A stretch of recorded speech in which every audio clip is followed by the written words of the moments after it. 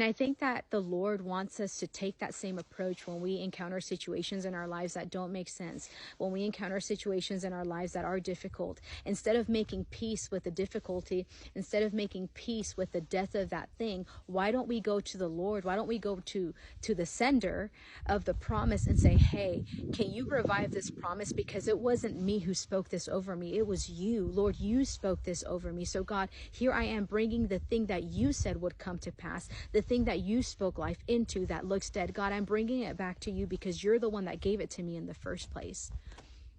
And I believe that that's what the Lord is telling many of you guys. Whatever the situation is, don't make peace with the death. Don't make peace with the impossibility. Don't make peace with the trial. Like, come back to the Lord and say, hey, God, you said this. God, you said this. Now, does that mean that we are exempt from trials? Does that mean that we're going to be exempt from suffering? No. Like, it doesn't. Like, people are still going to die. Tragedy is still going to happen. Situations are going to come in our lives that don't make sense. Like, that is part of the walk. But what God doesn't want us to do is for us to come into this place of defeat where we're like, yeah, this is just what it is. Like, this is just what it is.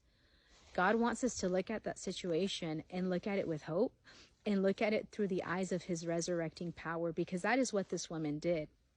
And here's the thing, like, she was Jewish. People die. She knew that people die. She knew that there was a whole set of rituals and things that they had to do to prepare for bury,